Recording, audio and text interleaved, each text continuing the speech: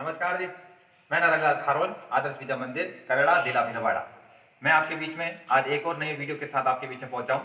ठीक है, मैं आपके बीच में जो पाठ पढ़ा रहा था मानव स्वास्थ्य एवं भोजन, उसका अंतिम जानकारी, अंतिम पेज जो है 6 और 7 लिख का है, वो जानकारी देने के लिए मैं आपके बीच में आया हूँ। हमने पिछले वीडियो में देखा था कुछ नशीले पदार्थों के बारे में। उन नशीले पदार्थों के नाम थे गुटखा, तंबाकू, आपका मदिरा और अफीम। ये चीजों के बारे में हमने जानकारी लिया था।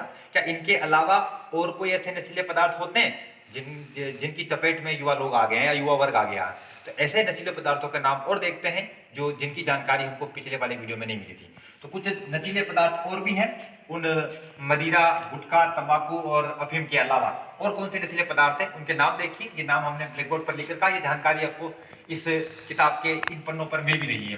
तो कोकीन, भांग, चरस, गांजा, हशीश, एलएसडी, ये अन्य नशीले पदार्थों के नाम हैं। ठीक है, अन्य नशीले पदार्थों के नाम हैं। वो उनके अलावा है जो हमने कल पढ़े थे। एलएसडी का पूरा नाम भी एक जानकारी हो सकती है, प्रश्न पूछ से लेगी बोर्ड और छोटी मोटी परीक्षाओं के अंदर। एलएसडी का पूरा नाम क्या है? तो लाइसर्जिक एसिड डाइइथाइलेमाइड। तो what is the full form of LSD? तो लाइसर्जिक एसिड डाइइथाइलेमाइड एलएसडी का पूरा नाम है। ये नशीले पदार्थों के नाम है। अगर नशीले पदार्थों का युवाओं पर दुष्प्रभाव क्या पड़ता है, ठीक है, आप लोगों को जानकारी भी होगा। ठीक है, बहुत सारे स्टेट, बहुत सारे राज्य ऐसे हैं, ठीक है, जहाँ के युवा अच्छे खासे नशे की चपेट के अंदर है, नशे की चपेट में है। पंजाब नंबर 1 है, ठीक है, नंबर 1 है। वहाँ के युवा वर्ग हैं, महाराष्ट्र का है, गोवा के हैं। ऐसे खूब सारे वहाँ के जो युवा होते हैं जो नशीले पदार्थों की चपेट में आते हैं। अगर कोई युवा नशीले पदार्थों की चपेट में आ जाता है तो उसके ऊपर क्या दुष्प्रभाव पड़ता है, ये जानकारी भी हमको पन्ना क्रमांक 6-7 में मिल रही है। अगर नशीले पदार्थों का युवा प्रयोग करता है तो वो परिवार से झगड़ा करेगा, परिवार से टूट जाएगा, अलग रहने का भाव रखेगा। इसका मतलब है परिवार से विच्छेदन होता है। ठीक है, अधिकतर जो अपराध प्रवृत्ति के जो युवा होते हैं, जो गैंग चलाते हैं या अंडरवर्ल्ड में जाते हैं या अच्छा क्या बोलते हैं, कुल मिलाकर के अपराध प्रवृत्ति के जो भी कार्य करते हैं, तो वो अपराध प्रवृत्ति की वृद्धि उनमें इसीलिए होती है कि वो किसी न किसी नशे से जुड़े होते हैं। तो नशीले पदार्थों का एक दुष्प्रभाव ये भी होता है कि उनमें अपराध प्रवृत्ति की वृद्धि होती है। बाकी नशीले पदार्थों पर शरीर कमजोर होगा, ये हम पहले से जानते हैं। हमारा मन भी कमजोर होगा, मानसिक कमजोरी भी आएगी। तो मानसिक कमजोरी भी आती है, शारीरिक कमजोरी भी आती है। नशीले पदार्थों का युवाओं पर दुष्प्रभाव ये भी है कि उसमें अपराध प्रवृत्ति की वृद्धि होती है, वो परिवार से विच्छेदन भी होता है। कभी कभार ऐसे प्रश्न पूछ लेते हैं, बाकी जानकारी आपको लिख रखी है। आगे क्या हो रहा है जी, बहुत सारी दवाइयों का हमारे मार्केट के अंदर बिक रही है। तो कुछ कुछ दवाएं ऐसी भी होती है जिनका हम लोग दुरुपयोग कर लेते हैं और वो दुरुपयोग नशे के लिए कर लेते हैं। तो क्या ऐसी दवाइयों के नाम बता सकते हैं क्या हम? क्या कोई ऐसी दवाइयों की जानकारी है क्या हमको कि जिनका उपयोग हम नशे के लिए करते हैं? तो दवाओं के दुरुपयोग में कोई 2-4 दवाओं के नाम आपको अगर ध्यान में रहे तो आपकी उस परीक्षा के अंदर लिखने में आपको सहूलियत रहेगी, बोर्ड की परीक्षा में नंबर लेना आपके लिए आसान रहेगा। तो देखिए कौन सी दवाइयां हैं जिनका उपयोग नशे के लिए हो रहा है। तो उनमें से 2-4 नाम हम कुछ बोले और आपके कान में कोई आवाज सुनाई दे रही है तो सुनने के बाद अगर आपको ध्यान में आ जाए तो जरूर ध्यान रखना। तो मार्फिन, पैथेडिन, नॉर्फिन, सॉरी मैं बोला ढंग से नहीं, ब्यूप्रीनॉर्फिन, प्रोपोक्सीफिन और नाइट्राजिपाम, डाइजिपाम, ये ऐसी कुछ दवाइयों के नाम हैं जिनका उपयोग नशे के लिए हो रहा है। दोबारा रिपीट कर रहा हूं मैं, डाइजिपाम, नाइट्राजिपाम, प्रोपोक्सीफिन, ब्यूप्रीनॉर्फिन, पैथेडिन और मार्फिन, ये ऐसी दवाइयां हैं जिन दवाओं का उपयोग किसी बीमारी के इलाज की बजाय नशे के लिए ज्यादा हो रहा है। अब आगे और देखिए, ठीक है, ना केवल युवा वर्ग नशे की चपेट में, बच्चे भी नशे की चपेट में आ गए। ठीक है, बच्चे भी नशे की चपेट में आ गए, वो भी किसी ने प्रत्यक्ष किसी भी रूप में वो नशे के चपेट में आ रहे हैं। तो बच्चों में नशों के तरीके क्या है, बच्चों में नशे किस प्रकार से हो रहे हैं, या नशे में मतलब बच्चे नशे के शिकार कैसे हो रहे हैं, ये जानकारी भी इस पन्नों पर लिख रखी है। तो वो जानकारी क्या लिखी हुई आप देखिए। थिनर, जिसको एसीटोन बोलते हैं, पेट्रोल, सॉल्वेंट, ऑयल आदि पदार्थों के प्रयोग करने से बच्चों में नशा हो रहा है। एक जानकारी दोबारा बोल रहा हूं, थिनर जिसको एसीटोन बोलते हैं, पेट्रोल, सॉल्वेंट और ऑयल आदि पदार्थों को प्रयोग करने से बच्चों में नशा हो रहा है। तो इसके अलावा नशीली दवाओं और शराब की लत लगने से भी बच्चों में नशा का प्रचलन बढ़ा है। नशीली दवाओं के और शराब के उपयोग से या उसकी लत लगने से बच्चों में, ठीक है, क्या बोलते हैं, नशे का इन कारणों से भी बच्चों में नशा हो रहा है। इसके अलावा कैसे नशा हो रहा है आप देखिए। जैसे बच्चे कोई छोटा मोटा काम कर रहे हैं, जैसे जूता चिपकाने का जो गोंद होता है, या करेक्शन फ्लूइड होता है, या स्प्रे पेंट है, या नेल पॉलिश है, या रबड़ सीमेंट है, या सूखे इरेजर है, या मार्कर्स है या गैसोलीन है, ऐसे पदार्थों का कोई बच्चा उपयोग कर रहा है तो उसमें इन पदार्थों के अंदर जो ठीक है या इनके अंदर जो पदार्थ होते हैं जो सांस के साथ बच्चे के अंदर जा रहे हैं उनके कारण भी बच्चों में नशा हो रहा है। तो पूछता नहीं है लेकिन जिक्र कर रखा है तो हम भी छोड़े नहीं कि ये जानकारी भी आप बच्चों को होना चाहिए कि बच्चों जानकारी होना चाहिए भैया बहनों को कि बच्चों में नशे के तरीके क्या है। अब अगला चीज, अगर बच्चे नशे के शिकार हो रहे हैं तो बच्चों में किस प्रकार के दुष्प्रभाव पड़ेंगे वो जानकारी आप देखिए। अगर बच्चे में नशे का शिकार है, बच्चा नशा करता है तो बच्चे को डरावने सपने आएंगे। एक उसके ऊपर दुष्प्रभाव ये भी पड़ सकता है कि उसके फेफड़ों में सूजन हो सकती है। एक दुष्प्रभाव उसके अंदर ये भी पड़ सकता है कि उसके गुर्दों में खराबी हो सकती है। इसके अलावा कभी ना ठीक होने वाली मानसिक क्षति, मानसिक बीमारी से भी ग्रस्त हो सकता है। तो प्रश्न पूछ रहा कि बच्चों में नशे के कोई 2 दुष्प्रभाव लिखिए, कोई 3 दुष्प्रभाव लिखिए, कोई 4 दुष्प्रभाव लिखिए, तो आप क्या लिखेंगे आप समझिए। बच्चों में नशे के कारण डरावने सपने आते हैं, बच्चों में नशे के कारण फेफड़ों में सूजन आ सकती है, बच्चों में नशे के कारण गुर्दों में खराबी आ सकती है और बच्चों में नशे के कारण कभी ना तैयार होने वाली, कभी ना ठीक होने वाली मानसिक क्षति हो सकती है। इसके बाद हम कहीं जाते हैं तो बाद में इसमें एक टॉपिक लिख रखा है 150-200 शब्दों के बारे में हमको जानकारी लिख रखी है। इसमें जागृति भी पैदा कर रखी है, जन चेतना भी ला रखी है और जानकारी भी दे रखी है कि भाई हमें किस प्रकार मिलावट के शिकार हो रहे हैं। तो खाद्य पदार्थों में किस किस प्रकार की मिलावटें हो रही हैं, ठीक है। आज आम प्रचलन में, आम चलन में, आम भाषा में समझा जाता है, सारे लोग जानते हैं, सारे आम धारणा बनी हुई है कि आज हर चीज मिलावटी है। दूध मिलावटी, तेल मिलावटी, चाय की पत्तियां मिलावटी, सब्जियां मिलावटी, ये जानकारी सब लोग आम धारणा में चल रहा है।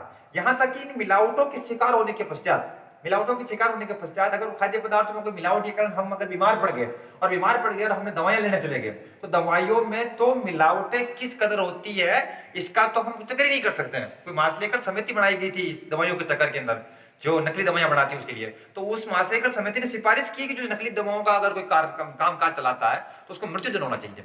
खूब सारी खाद्य पदार्थों में मिलावटें हो रही है। तो इस पेज के ऊपर जो अंत का जो पेज है हमारा इस पाठ का, मानव स्वास्थ्य एवं भोजन नाम के पाठ का, तो उसके अंतिम पेज के ऊपर जो जानकारी दे रखी है कौन कौन से खाद्य पदार्थों में किस किस प्रकार की मिलावटें हो रही है। अगर इससे जुड़ा हुआ अगर कोई प्रश्न आवे तो आप लोग जरूर ध्यान में रखना, ठीक है। अब देखिए दूध में, ठीक है, दूध नहीं पी रहे हैं, कुल मिलाकर के मिलावटी नमूना पी रहे हैं हम लोग दूध के नाम पे। तो दूध के अंदर किस किस प्रकार की मिलावटें हो रही है देखिए। कोई प्रश्न पूछ ले कि दूध में किस प्रकार की मिलावटें हो रही है बताइए, सरसों के तेल में कैसी हो रही है, देसी घी में कैसी हो रही है। अगला देखते हैं इस सारणी को पढ़ते हैं हम लोग। तो दूध में किस किस प्रकार की मिलावटें हो रही है देखिए। दूध में urea, detergent, soda, poster colour और रिफाइंड तेल जैसी मिलावटें हो रही है। आप देखिए सरसों के तेल में क्या मिलाया जा रहा है, बताइए सरसों के तेल में किस प्रकार की मिलावट हो रही है। ये प्रश्न है तो सुनिए, सत्यानाशी के बीज मतलब आर्जिमोन और सस्ता पाम ऑयल सरसों के तेल में मिलाया जा रहा है, ठीक है।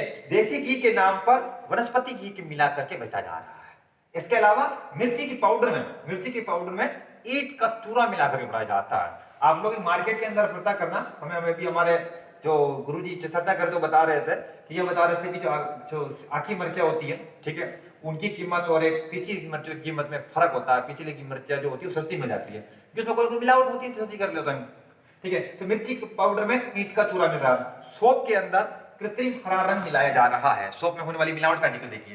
ये वो शानदार प्रश्न हो सकता है कि हल्दी में किस प्रकार की मिलावटें होती है। तो हल्दी में किस प्रकार की मिलावट हो रही है, या तो लेड क्रोमेट मिलाया जा रहा है या पीली मिट्टी मिलाई जा रही है। तो हल्दी में होने वाली मिलावटें हो सकती है लेड क्रोमेट और पीली मिट्टी।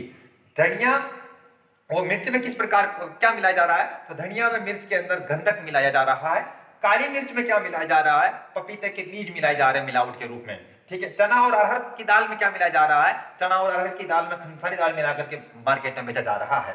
बेसन के अंदर क्या मिला करके बेचा जा रहा है, बेसन के अंदर मक्की का आटा मिला करके बेचा जा रहा है। और मिठाइयों में क्या मिला करके बेचा जा रहा है, मिठाइयों के नाम पर नकली मावा मिलाकर बेचा जा रहा है। इस प्रकार की मिलावटें खूब सारी हो रही है। अब आपको उस तरफ ले चलते हैं, कोल्ड ड्रिंक्स के अंदर मिलावटें क्या है, सब्जियों में मिलावटों की जानकारी क्या है, उसके लिए हम आगे की तरफ चल रहे हैं। तो सब्जियों के अंदर मिलावटों का पहले समझ लेते हैं कि फल और सब्जियों में क्या कर रहे हैं कि उसको ताजा दिखने के लिए, उसमें चटक रंग बनाए रखने के लिए उसमें इंजेक्शन लगाए जा रहे हैं। ये आपको जानकारी होनी चाहिए कि ये मिलावटें इस तरह हो रही है।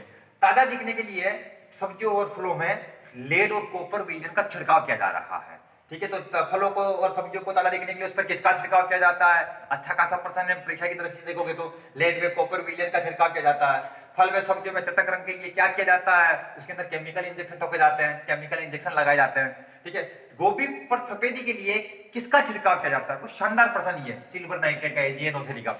तो सिल्वर नाइट्रेट का छिड़काव किया जाता है। एक आम चलन के अंदर अभी गर्मी के दिनों में भी के अंदर भी है, ठीक है, बीच में का थोड़ा अभी जो मौसम चल रहा है वो मौसम कोरोना काल का तो है ही है, लेकिन साथ साथ में गर्मी का मौसम भी है। तो गर्मी के मौसम में हम क्या कर देते हैं, गर्मी के मौसम के अंदर हम कोल्ड ड्रिंक्स एक बड़े तरीके से बड़े पैमाने पर भारत के अंदर उपयोग किया जाता है। किस किस नाम की कोल्ड ड्रिंक्स है वो आप सब जानते हैं। अगर कोई मिलावट किसी खाद्य पदार्थ में मिलावट को लेकर के या उसमें मिलावट से क्या दुष्प्रभाव पड़ते हैं, ये जानकारी अगर किसी के बारे में लिख रखी है तो वो लिख रखी है केवल और केवल कोल्ड ड्रिंक्स के बारे में। तो अब देखिए क्या जानकारी, कोल्ड ड्रिंक्स में किस प्रकार की मिलावट होगी तो क्या दुष्प्रभाव पड़ेंगे, ये जानकारी बोर्ड की परीक्षा की दृष्टि से बहुत शानदार है, इसलिए बहुत बढ़िया तरीके से आप सुनेंगे। देखिए क्या, अगर कोल्ड ड्रिंक्स के अंदर लिंडेन, डीडीटी, मेलेथियर या क्लोरपाइरीफॉस मिला दिया जाता है, तो chlorpyrifos, malathion, DDT, lindane cold drinks के अंदर मिलावट कर दे तो क्या दुष्प्रभाव हो सकते हैं। दुष्प्रभाव यह हो सकता है कि कैंसर, स्नायु, प्रजनन संबंधी कोई बीमारी हो सकती है, प्रतिरक्षा तंत्र में खराबी आ सकती है अगर आप ये लिंडेन, डीडीटी और मेलेथियन और क्लोरपाइरीफॉस अगर आप कोल्ड ड्रिंक्स में मिला देंगे तो। अब आगे देखिए, अगर बाई चांस आप कोल्ड ड्रिंक्स के अंदर फॉस्फोरिक अम्ल मिलावट कर दे, मिला दे, ठीक है, अगर मिलाया जाता है आप समझना है, ठीक, अगर फॉस्फोरिक अम्ल मिला गया है तो क्या होगा, ये फॉस्फोरिक अम्ल लोगों को भी गला सकता है, तो आपके जो आप मुंह से पियोगे तो मुंह में जो दांत होते हैं उस दांत पर सीधा इफेक्ट पड़ेंगे, आपके दांत गड़ सकते हैं अगर फॉस्फोरिक अम्ल कोल्ड ड्रिंक्स में मिला हुआ है तो। अगर माना कि कोल्ड ड्रिंक्स में एथिलीन ग्लाइकोल नाम का केमिकल्स मिला दिया, रसायन मिला दिया गया, तो क्या होगा, ये क्या करता है, एथिलीन ग्लाइकोल पानी को 0 डिग्री तक भी जमने नहीं देता, ठीक है, ये भी आपको जानकारी होनी चाहिए। अगर बोरिक या एरिथोबिक या बेंजोइक इस प्रकार के एसिड कोल्ड ड्रिंक्स में मिला दिए गए तो क्या होगा, इस प्रकार के अगर माना कि बोरिक या एरिथोबिक या बेंजोइल अम्ल कोल्ड ड्रिंक्स में मिलाए गए हैं तो आपके पेट में जलन हो सकती है, खट्टी खट्टी डकारें आ सकती है, आपके दिमाग में सनसनी हो सकती है, आपके दिमाग में चिड़चिड़ापन हो सकता है, आपके दिमाग तो क्या पेट के अंदर एसिडिटी हो सकती है और हड्डियों के विकास के अंदर अवरोध उत्पन्न हो सकता है अगर बोरिक, एरिथोबिक और बेंजोइक अम्ल कोल्ड ड्रिंक्स में मिला है तो। अगर 0.4 ppm का शीशा अगर हम कोल्ड ड्रिंक्स में मिला दें तो क्या दुष्प्रभाव होगा, तो स्नायु, मस्तिष्क, गुर्दा, लीवर संबंधी कोई बीमारी हो सकती है या उसके लिए कोई घातक बीमारी हो सकती है या हमारे मांसपेशियों के लिए कोई घातक रोग हो सकता है अगर हम 0.4 ppm का शीशा अगर हम मिला दें तो। अगर क्या होगा, अगर माना कि हम कोल्ड ड्रिंक्स के अंदर कैफीन मिला दें, कोई शानदार प्रश्न है, क्या होगा अगर कोल्ड ड्रिंक्स में कैफीन मिला दे, तो अगर कैफीन अगर कोल्ड ड्रिंक्स में मिला हुआ है तो अनिद्रा आएगी, सिर दर्द होगा, माथा दुखेगा, इसका मतलब है कि अनिद्रा और सिर दर्द की प्रॉब्लम्स हो सकती है अगर कैफीन मिला दे तो। इस प्रकार क्या मिलावटें हो रही है, किस प्रकार हम सब जानते हैं कि खाद्य पदार्थों में किस प्रकार की मिलावटें हो रही है। इन मिलावटों को रोकने के लिए भारत सरकार ने कानून भी बना रखा है और जो कानून बना रखा है उस कानून का जिक्र भी कर रखा है, कुछ प्रकार का कानून बना हुआ है। तो सुरक्षित भोजन के संदर्भ में भारत का एक लॉ है, कानून है, उस कानून में जो 1954 का एक खाद्य पदार्थ अल्प मिश्रण निषेध अधिनियम PFA एक कानून बना हुआ है। इस कानून के तहत, ठीक है, 65 खाद्य पदार्थों में कीटनाशक और मिलावट के नियमन करता है। भाई अगर इनका कौन कौन से खाद्य पदार्थ है आप इस नियम का आइटम जाकर देखो तो पता लग जाएगा कि कीटनाशक और अगर आप मिलावट इसमें करोगे तो आपको सजा मिल सकती है। लेकिन ये कानून क्या वो खाद्य पदार्थों में मिलावट को रोकने पर बिल्कुल सटीक बैठता है, ये मुझे नहीं लगता है। किताब के अंदर जिक्र भी कर रखा है, क्योंकि खाद्य पदार्थों में मिलावट जब हो जाती है और जब इसकी शिकायतें होती है तो शिकायत होती है, जिसकी भी शिकायत होती है या तो वो राजनीतिक प्रभाव के कारण छूट जाता है या राजनीतिक प्रभाव के नहीं करता तो या धन शक्ति के प्रभाव में छूट जाता है या उसके खिलाफ जानबूझ करके जो जांच की जाती है उसमें कमजोर जांच कर ली जाती है, ठीक है, या फिर कुल मिलाकर के ऐसी खूब सारी कमियां हैं जिस कमियों के कारण हम खाद्य पदार्थों मिलावटों को अब तक नहीं रोक पाए हैं। इस पार्ट में अगर अंतिम जानकारी यही मिलती है कि खाद्य पदार्थों में मिलावट को अगर हमें रोकना है, सरकार अगर सोच ले तो रोक भी सकती है। सरकार से भी ज्यादा अगर कोई व्यक्ति पहले ही सोच ले कि मुझको क्या बोलते हैं इम्प्योर या क्या बोलते हैं जिसमें अशुद्धियां मिली हुई है, जो खाद्य पदार्थ ढंग का नहीं है, जिसमें मिलावटें हैं, वो मैं नहीं बेचूंगा, अगर ऐसा संकल्प हर जनता हर लोग कर ले तो ये जरूर ऐसा काम हो सकता है। तो आपके बीच में ये पूरी जानकारी लेकर के आज आए थे। आज जानकारी से सबसे मेन जानकारी यही थी खाद्य पदार्थों में मिलावट और मिलावट के दुष्प्रभाव क्या होते हैं और जिस मिलावट कोल्ड ड्रिंक्स में होने वाली मिलावट उसके दुष्प्रभाव, ये बोर्ड की परीक्षा की जानकारी था। आपके बीच में पूरा के पूरे पार्ट जो पेज नंबर 1 से लेकर के आज पेज नंबर 6-7 तक हम आपके बीच में आए हैं, तो पूरा का पूरा पार्ट आज खत्म हो चुका है।